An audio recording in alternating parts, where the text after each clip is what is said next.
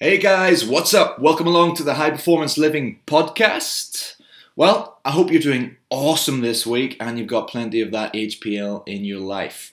Well, it's the big one this week. My podcast interview with the main man, Layne Norton from the SFN Expo. I've been getting really excited about this one to share it with you, mainly because of the information within it. It's just brilliant. It's just information I feel everyone needs to know about now, and a lot of it I'm applying with my own clients and myself to see some fantastic results. So you should be too. So I'd recommend this time, get your notepad and pen out, get yourself a big ass coffee because you're going to need it, because that little hand of yours is going to be writing furiously for some of the information that you're going to learn over the next hour with myself and Layne Norton.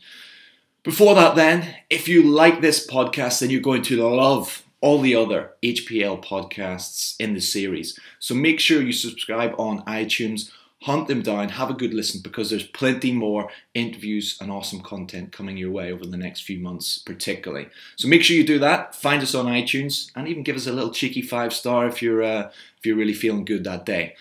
Also then be sure to check out my main site, exceednutrition.com. I've got 2 5-day courses on there that I have literally spent weeks stripping apart, putting together brand new content, new email information, brand new videos, and brand new content within them to actually help people improve their nutrition, get up to speed with some of this content that, yes, even Layne covers in here, and for personal trainers on how to actually transition that and apply that with their clients as well. So there's 2 brand new courses on exceednutrition.com that is highly worth grabbing if you're into all of this and being the best you can. All right, I'm not going to waste any more time. Let's dive into this awesome podcast with Layne Norton. See you then. Dr. Layne Norton, welcome along and thanks for coming on to the podcast. Thanks for having me. I appreciate it. Yeah, how are you doing then? You well? Yeah, great expo, a lot of fun. Just a little tired, you know. Yeah. Ready to had a lot of fun, but ready to get home. I always say expos are something that I'm excited to get there, and then I'm excited to leave. You know what I mean? So, but definitely very impressed. First year, I was really impressed with the turnout and how friendly the people were. So yeah, a lot of fun. We're down at the SFN Expo in Glasgow. I think they maybe should have named it the Layne Norton Expo. Right? No, I think they gave me enough credit already. You've had a big impact on this expo, right? And I'm sure they've probably told you that you've probably brought a lot of people here who are fans of your work, including myself. Well, you even had the show last night, right? Yeah, very cool. My wife and I were watching, and she's like, "Do you ever think you have a bodybuilding show named after you, let alone in a different country?" Yeah. I said, "No, I never could have imagined that even 5 years ago." And it was very humbling, very cool to know, that you've had hopefully a positive impact on people, even in other parts of the world. Actually, we were walking around last night in Glasgow downtown, and somebody came up and stopped me that wasn't even at the expo that said, "Oh my God, I can't believe you're here." Wow, and that's a bit of a shock. Yeah, you, right? it's pretty wild. So it's been a blessing, and I'm just happy to be able to have such a good platform to try and get more good information out to people. Yeah. So you brought your family over this time? Yeah, my wife and I came over. My son is 14 months old, and we thought about bringing him over, but we decided against it. It's tough, it's tough travel. Yeah. If we were going to be here for a couple of weeks, we probably would have brought him, but with such a quick turnaround, less than a week, it would just be really tough on him, such a long back flight. Tomorrow? Yeah, we leave tomorrow, head back, and obviously looking forward to seeing him. So it's like I said, these things are very fun, but as you get older and get kids and that sort of thing, it becomes difficult. I was in Australia for 3.5 weeks earlier this year, and that was like really tough. By the end, I was just a wreck in terms of just wanted to go home. But this isn't 6 days is fine. I can deal with that. Tell us what you get up to then day to day, what you're all about for the guys that maybe don't know. In terms of my business, I do a lot of coaching for people, kind of one-on-one. Yeah. I'm kind online, of yes, right? online. And obviously I do these seminars in different places, obviously in the States, as well as around the world. Yeah, you've been here lately, right? Been here a couple times, actually 3 times now in the UK. Turnout's always really good, so I've been very happy. And been to Australia a few times. We've had talks about, we're going to Canada possibly Dubai, India. There's a lot of people who are interested in South Africa. So it's been very cool to have that opportunity. So I do some of that. I also will lecture. I've had a few universities bring me out and lecture for classes and that sort of thing. And also have made some DVDs. We're in the process of working on some ebooks. Cool. We have a lot of things in the pipeline. Yeah, you're a busy man, right? Yeah. I'm trying to get my business a little bit more into a maintainable thing because I really enjoy working with clients one-on-one, but it means I'm always working. And so we're trying to figure out a way to kind of make revenue, but be a little more passive, and things that, maybe somebody who can't afford to hire me, or there's not that opportunity because I turn away a lot of people at this point due to demand. But there's something else we can give them, whether it's a book or a DVD or something like that. So we're working on a lot of things in the pipeline, but as you know, everything takes time. So we're hoping it turns around quicker. Yeah, good man. I like to keep busy myself. Yeah. I first came across your name, Layne, many moons ago now when I first started getting back into natural bodybuilding. I got this bug when I was a kid, when I was a young lad, that's something I wanted to do, probably a bit like yourself. And you were one of the guys that I was looking at the pictures and going, holy shit, this guy is insane. So you've had a lot of success, not only in bodybuilding, but powerlifting as well. Yeah.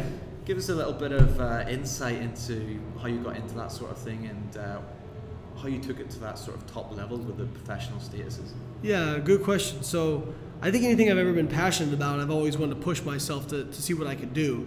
I've always kind of looked at competition not as... obviously I want to win in anything I compete in, but I use competition to push myself to do better.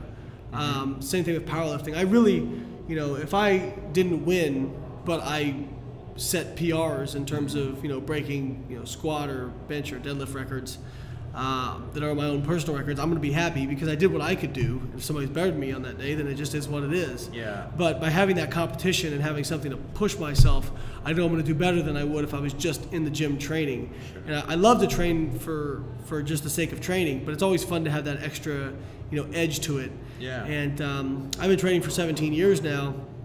And when I was a kid, I kind of started because I got picked on a lot. I didn't get much attention from girls. It wasn't really noble reasons why I started, but I developed a real passion for it and kind of kept going, and then it pushed myself in those different directions. And I started bodybuilding because basically I thought about doing a show, and then people said, well, you'll never be any good at it. Yeah. And so I wanted to prove them wrong. Right, yeah. And I started in powerlifting because I thought, well, powerlifting would be fun. And they said, well, you can't be a good bodybuilder and do powerlifting. So okay, well, let me prove you wrong about that as well. Yeah. And then with my PhD, I had a passion for learning about nutrition and training. And I said, well, you can't be a good bodybuilder and do an advanced degree. And so, okay, well, let's try that too. You know what I mean? So you like a challenge? Yeah, I do. I do like a challenge. Right? Yeah. That's what gets you up in the morning. Yeah. My wife drives her crazy sometimes because she's even like, God, if people telling you can't do something, it just gets you on to the next thing, So yeah, it's but there was a quote that I really like, and I forget who says it, but it's the quote is, challenges are what makes life interesting, and overcoming them is what makes life worthwhile. So nice. I really, that's kind of become a motto of mine. I really think that's important for just being happy in life, is to have goals and set those goals and then work towards them. Yeah. So you've you've been educated pretty well by the looks of it in the nutrition side of things. That's what you took your PhD onto and stuff. So you've obviously, that's probably going through university and education. Well, that was quite when you were younger and things like that. So have you always had that interest in nutrition and learning about it? Well, when I was younger, even into high school, I actually wanted to, I always knew I wanted to do science. I liked science, but I wanted to do actually marine biology. I wanted to study sharks. That was my passion when I was younger. Yeah, I thought that was pretty cool. But I got to when I was senior in high school, my last year, I was starting to get into bodybuilding a little bit, and I was just going to do basic biology in undergrad school, in college, and I started into it. And my basic chemistry professor said, "No, you should do biochemistry. It'll be better for you." it's harder, but since it's harder, less people want to do it, there's more jobs. Okay. And at that time, I had no idea what I wanted to do, so I thought, well, let's do something that's harder, because if there's more jobs, then maybe I can make a living off of it. So during that time, I was, getting more and more into bodybuilding and reading about nutrition, that sort of thing. And I just remember, reading one magazine saying one thing and reading another magazine saying the exact opposite. I said, well, how do I figure this out? Yeah. And so I started thinking, well, why don't I just start researching for myself, figure it out myself. And so that was kind of the impetus that planted that seed of trying to gain more knowledge.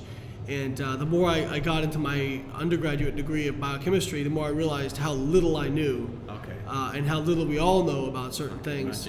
I think it was Einstein said, "A wise man knows that he knows nothing." Yeah.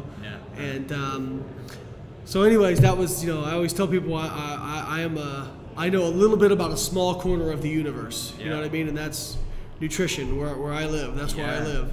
And in the nutrition industry, in the fitness industry, we have people who bring themselves across as all-knowing gurus, and it's one of my pet peeves. You're the guru slayer. Yeah. So I forget who gave me that moniker on Twitter, but I really liked it. It's stuck. No, I enjoy that moniker. But yeah, I when I give talks, I'm up there saying, hey, I could be wrong about some of this stuff. This is just my best interpretation of the data. And this isn't a magic fix or anything like that. And whereas most people are getting up here, this is the way it is. This is the best thing you can do, and you should only do this. So I think but I think most people respect that more, because I think deep down most people know that there is no magic solution, as much as they'd like to believe there is. Yeah, it's all about the basics and getting them right consistently, isn't it? Yeah. Something I caught about your talk today, man, they've been fantastic talks over the weekend. Thank you. Really well put together, and everyone I've spoke to just said, I found that really particularly interesting. A lot of people who may not have that competition, experience, so to speak, have probably taken the most away from it, because they're like, wow, I didn't realize that all that existed. I didn't know that you could detail it in that much, detail really, and actually the diet after the diet, which you call reverse dieting, which I think is just a bit of a revelation on itself, because we explained before we put the mic on that I've done a lot of natural bodybuilding as well. So man, I've talked about it on the podcast before. I hold my hands up and say, I've done that hardcore diet, got into the best shape of my life, finished on stage and went to Pizza Hut. Yeah. And the next few days, I blew up, man. Yeah. I blew up, and everybody's had that experience. I think they have. Present company included. Yeah. Awesome. Right. Good. I tell people when I give these seminars, I say, look, you don't have to. This is not me talking down to you. Yeah. This is not me preaching from upon high. This is me telling you, this is stuff I've screwed up. Yeah. So here's a way to learn from my mistakes, right? I think that it becomes a problem when people become so dogmatic. I always tell people, if you're doing things the same way, if you're a PT or you're a coach, doing things the same way you did them 5 years ago, you're obviously not evolving your knowledge, because our understanding of science is always changing. And so, we have hypotheses and things like that, and I have certain things that I think are probably true, but they may end up being wrong. And if that comes out, I'm going to change my opinion. And you can read back 10 years ago, 6 years ago, 5 years ago, articles I've written that I don't necessarily, for the most part, stuff is very, continuous, but there are some things that have changed. Yeah. And people will say, well, don't you feel that makes you kind of look like a hypocrite? Yeah. I said, no, I think that makes me look like a scientist. Yeah. A scientist needs to be evolving their understanding, and if you continue to defend something in the face of overwhelming evidence, you're a politician. You're not a scientist. Yeah. Awesome, mate. I've come from that background as well, obviously with the bodybuilding. Strict diets. You're given that plan. You eat your porridge and whey for breakfast, and your cottage cheese at night. Yeah. And that's it. You're either on that plan. Something that I've learned a lot from yourself, mate, is actually, so I've come from that mentality. Right. I've come from that clean eating mentality. Quotations. I'm throwing the quotations in, right? I've come from that mentality, and it's been I've wrote about that in the past myself and said, these things are here because that's why. Right. When now actually we're learning about the numbers behind this stuff, the macronutrients, the calories, and actually if we can manipulate and control these, we perhaps don't need to be as structured and rigid with this other stuff. Right. That has been a big learning curve for myself. Yeah, exactly. And people have a, you know, I tell people, again, I used to recommend people, hey, eat these foods, not these foods.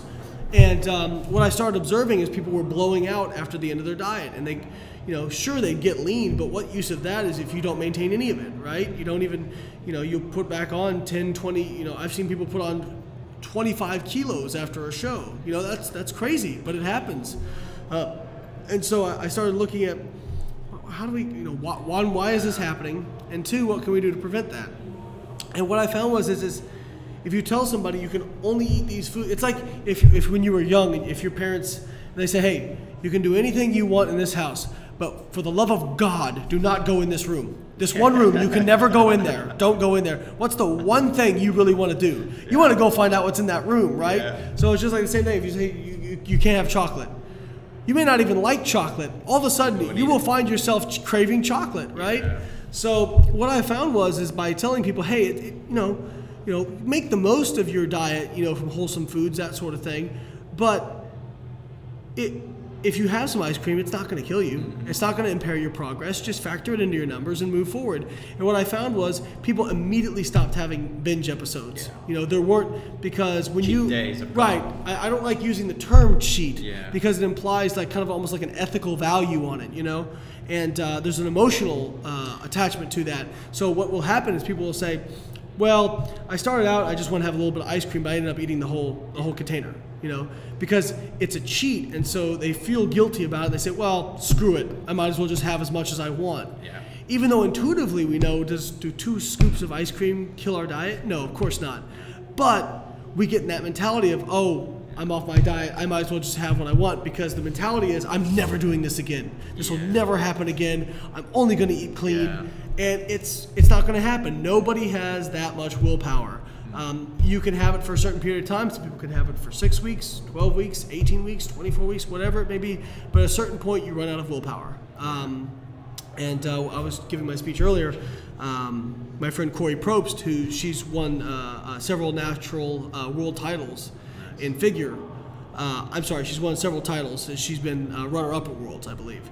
And she's doing her PhD in psychology, and I really like her talk she gives. She talks about willpower as you don't get the.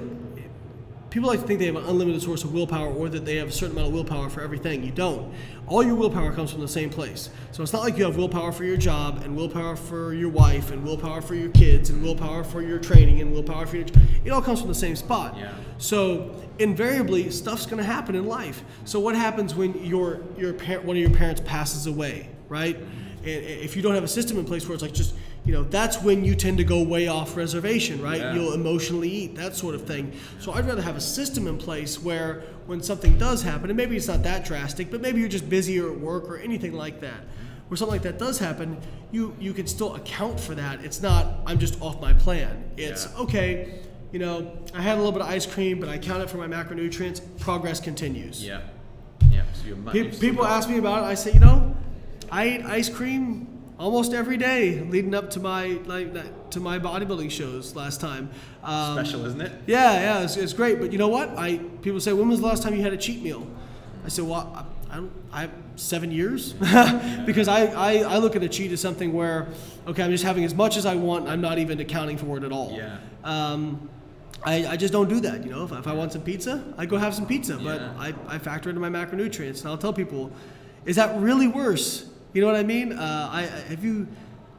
Not to get sidetracked, but have you ever seen the memes of the Joker from Batman where it says, it's like do this and nobody says anything but do this and everyone loses their minds? Yeah. So I did a meme of that. I said, binge on chocolate and no one bats an eye. Fit it into your macros and everyone loses their minds. You know? It's like, really, why is fitting that worse than going and having a blowout on it? It's crazy. So I think it's just kind of like a little bit of cognitive dissonance, and but I think people are starting to kind of catch on. And I had a lot of people come to me and say, what you said just makes complete sense. I just never thought about it that way. Yeah, for sure, right? It's something I've learned a lot. It's been a bit of a learning curve over the last couple of years. When you guys, people like yourself, putting that information out, some of your fellow natural bodybuilders and stuff who are actually in the trenches experimenting with it, like Alberto and people like that. They're just like bang, I'm getting stage ready, and here's a video of what I'm eating and doing, and actually showing you step-by-step processes, which is really building people's confidence who hasn't done it themselves or actually done that experience, and other coaches and trainers can sit back and go, all right, okay, we can learn from people like Layne and these other guys. Well, and that's the thing is, I think I've got a lot of emails from coaches who have said, hey, thank you very much, because I used to do things this way, but now I'm doing this way, and I'm getting better results, more consistent results. And because a lot of people have seen video logs where I bag on bad coaches, and my hope is I'm not trying to put anybody out of business. My hope is that they will see that, they will evolve from that, and they'll become better. And I've seen a lot of coaches who have done that. There was a coach who emailed me and says, I actually stopped coaching people for 6 months because I'm going to educate myself. I'm going to learn more. I'm going to get better at it because I realized I was hurting people. And I'm like, well, you know what? You're not the person I'm going after, because I truly believe that the number one thing about being a good coach is just caring about your clients. I think that eventually you get to the right choice. It just might take you longer, but eventually you get to the right things by default, because you're going to say, all right, this doesn't work. This hurts people. This works better. Because that's kind of what I did. It was science, but it was also a process of elimination. Definitely. Like I said, I used to say, eat these foods, not these foods. And I just found that people couldn't stick to that over time. So I actually undertook a bit of a diet, per se. There's those exclamation marks out again. Over the last few months, but at the start of this year, to test all this out on myself. I'd been using it with my clients and my guys who wanted to get in better shape, because I'd transitioned onto this, looking at the numbers and getting off that rigid meal plans, per se. And I've actually used it myself. Of course, it works fantastically well. I've been the same. On the Saturday, it was a cheat day, and I'd go and eat my fill of foods. That's all gone.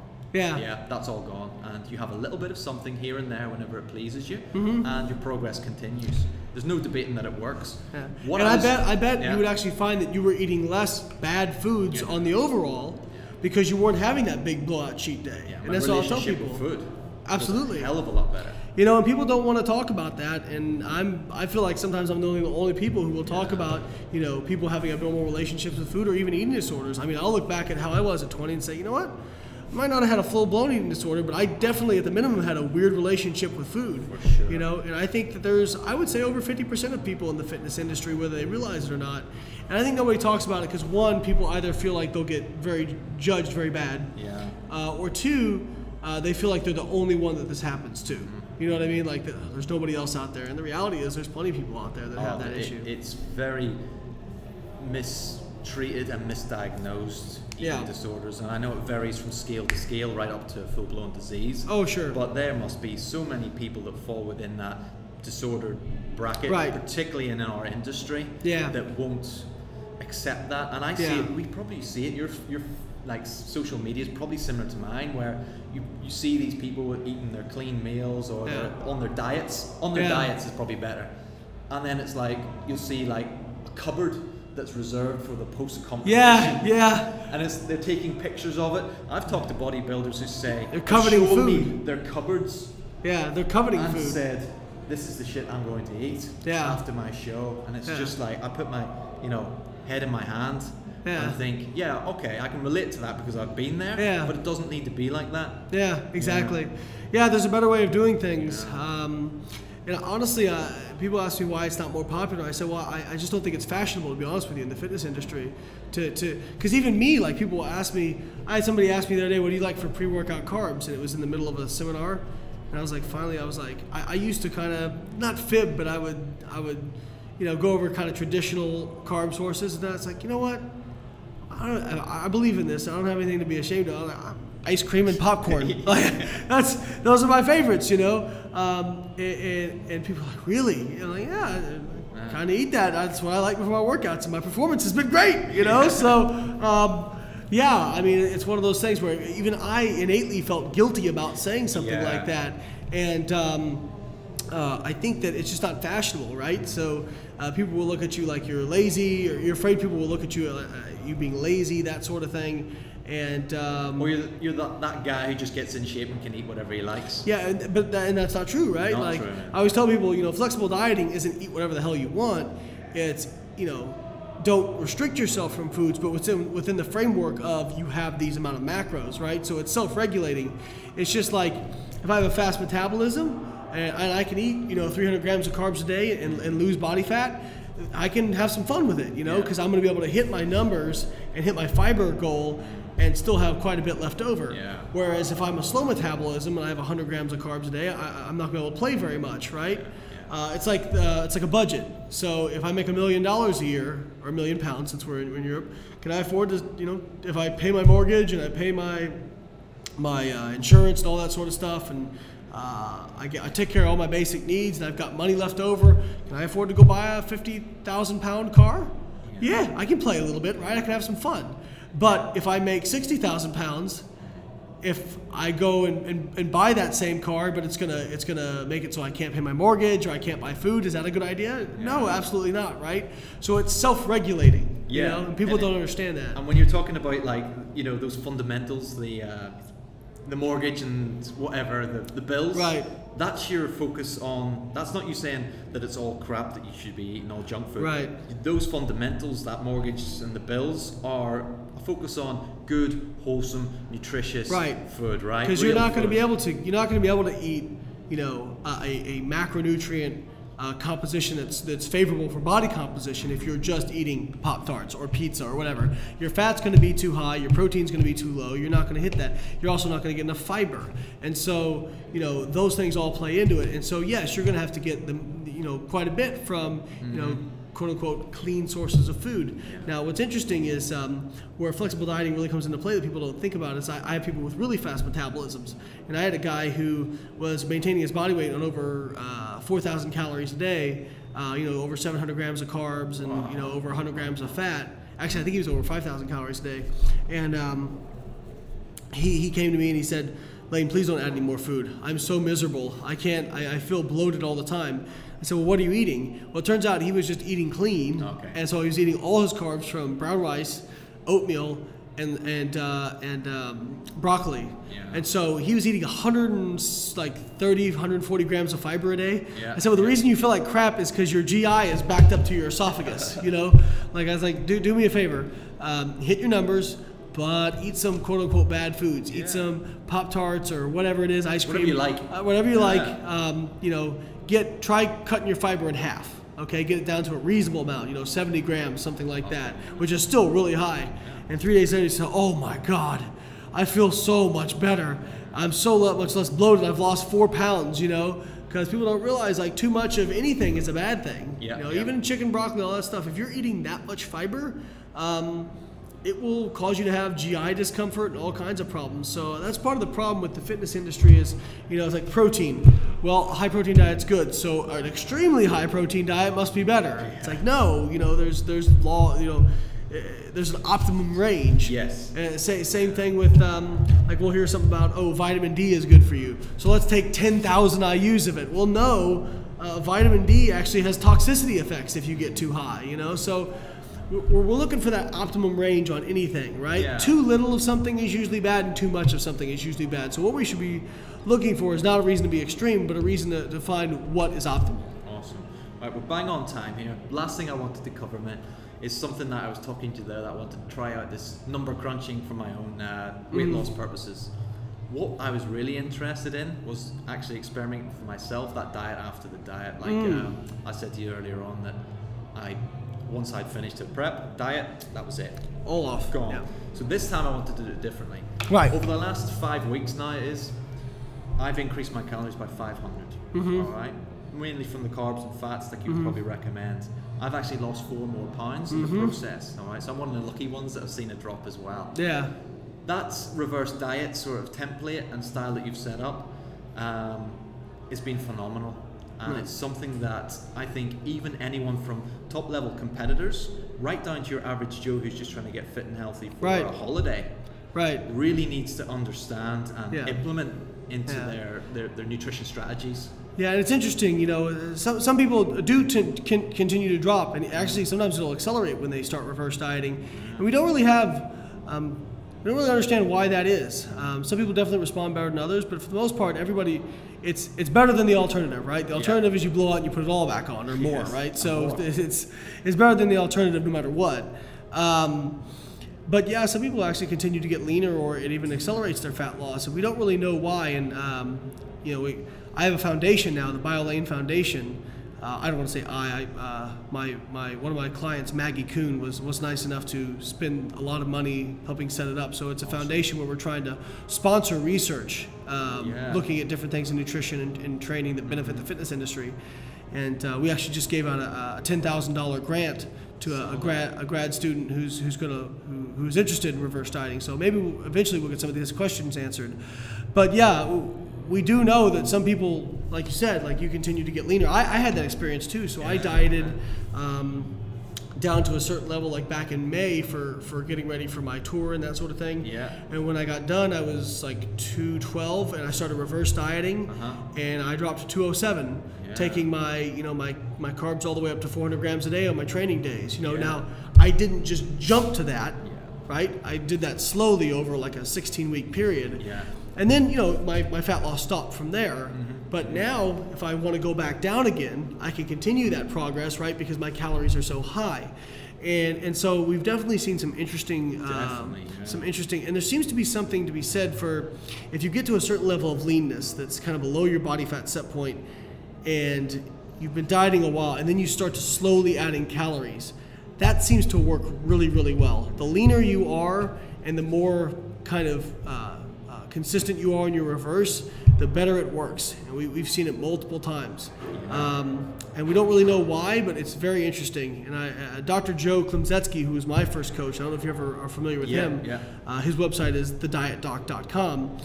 He actually will a lot of times plan for that during contest prep with people. He'll try to have them lean early, like 12 weeks out or 6 weeks out, and then he'll call it metabolic building. He'll start adding calories in all the way up to stage.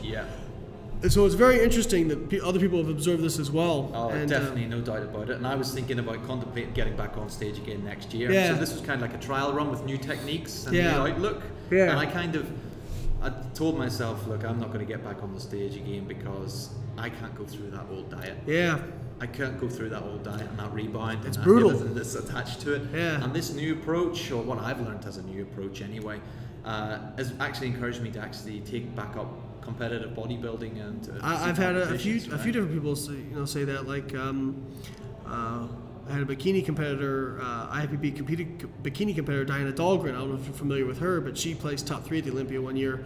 At 22 years old, she retired because she had a full-blown eating disorder. She was up 30-something pounds after her contest, and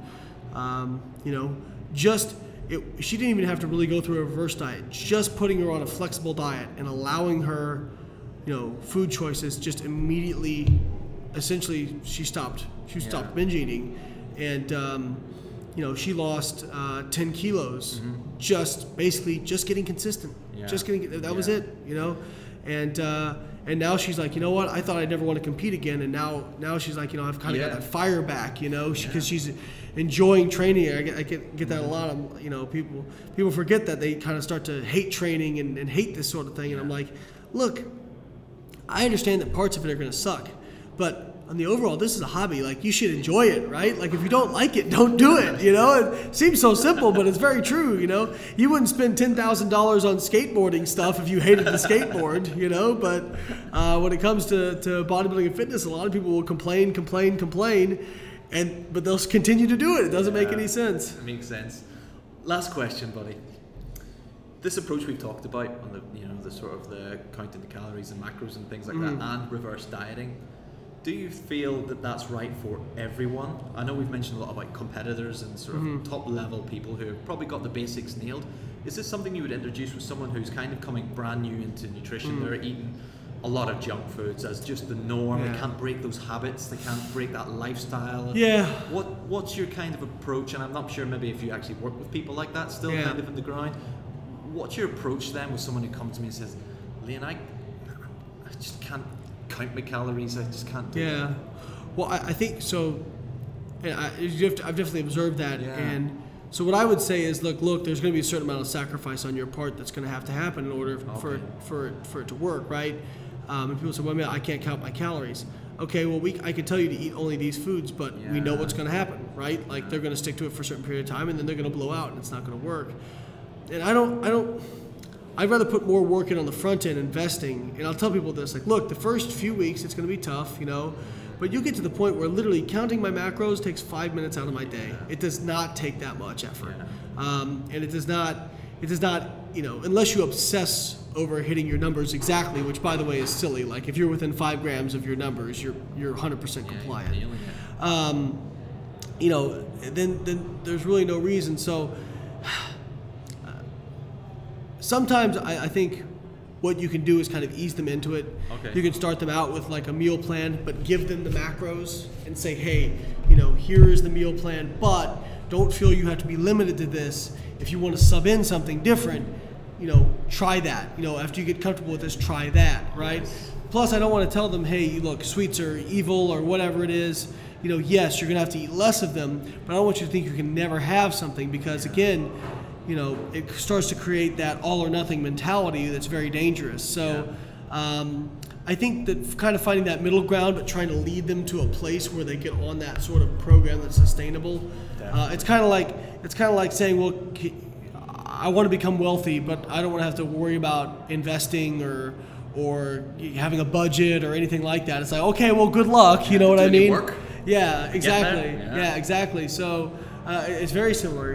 It's like, sure, you could buy into one of these scams or whatever that they see on late night TV, or maybe you'll get lucky, play the stock market, right, and you'll get rich. But what happens to most people who try to get rich too quick, right? They crash and burn. Most people who acquire wealth do so by investing very smart, very consistently for a long period of time. Diet is no different. Metabolism is no different. If you try to force it, if you try to do magic tricks, typically you crash and burn. People who are end up being the winners and have long-term success, it's all about consistency and working hard over a long period of time. I think that's where the fitness people do very well and becoming entrepreneurs and business owners, right? In terms of they know they can transition that quite apparently.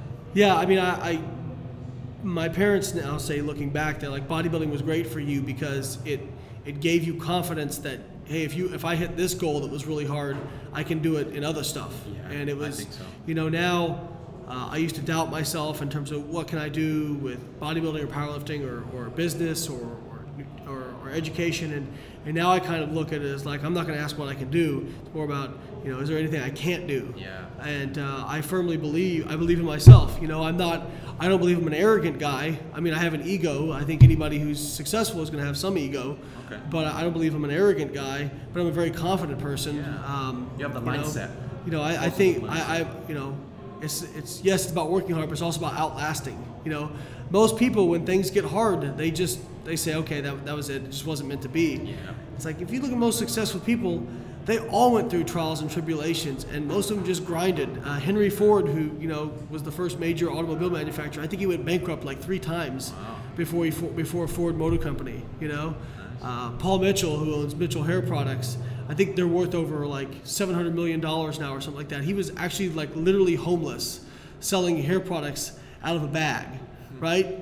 Like, so if those people can overcome that sort of stuff, like what really is limiting you? But I think we kind of limit ourselves. It's all, like I said, it's hard work and consistency over time. Maybe you're not genetically gifted, or maybe you're not the smartest person, or whatever it is, but do something for 10 years. Work really hard at it, and tell me if you're not a lot better at it, right? You're at least going to be good. You know what I mean? Even if you don't have a lot of talent, you're going to be good at whatever it is if you work hard at it for 10 years. For sure. But most people, go into it, whatever it is, whether it's money or job or business or education, 6 months in, things get hard, and they say, well, this just wasn't for me. And it's like, no, the people who are successful are the ones who just kept going. I always tell people, success is a battle of attrition, but you got to stay in the fight. Exactly. Love it, man. Awesome. Layne, it's been a pleasure. We'll wrap it up there. I know you've got a busy, probably afternoon to wrap things up and say goodbye to everyone. Still got to try and squeeze in a training session too somewhere. So, no, I appreciate. I'm gonna try. There's still some powerlifting equipment out there, so I'm gonna see if they'll let me use that. You're doing it. It's a bit of a circuit around here. Exactly. Well, Mate, it's been an absolute pleasure to interview you, not only just for the podcast, but in person as well. I think I've been a very lucky man, and I really appreciate your time out. Appreciate it. Thank you very much. Where can people get hold of you a little bit more if they want to know more, learn about your stuff? Best place to get a hold of me is through my website, biolayne.com. I also recommend that you subscribe to my YouTube channel. I'm doing very regular videos there, educational, and that's BioLayne on YouTube, youtube.com/BioLayne, BIOLAYNE. Then Facebook, I have a Facebook fan page where anything I do goes up there, and that's facebook.com/Layne Norton. Also, my Twitter is @BioLayne, Instagram @BioLayne, and I'm on all forms of social media. Google BioLayne, I think you'll be all right. There you go. There you go. Exactly. No, we have a lot of cool things in the pipeline. I'm working on maybe even getting like a members-only area of my website. Where maybe a little more detailed videos. Maybe a forum, a Q&A, that sort of thing. Slides from seminars. So people who maybe can't afford to hire me but want a little bit extra than just the free information I give out, some options for that. So we have a lot of cool things in the pipeline, and I appreciate everybody out there who has been supportive and who has read my stuff or listened to my stuff, watched my stuff. Also, we have a new podcast called Physique Science Radio. For those of you who may have heard of Muscle College Radio and listened to that before, if you like that, you're going to love Physique Science Radio. So thank you guys very much, and I really appreciate it. Thanks, Layne.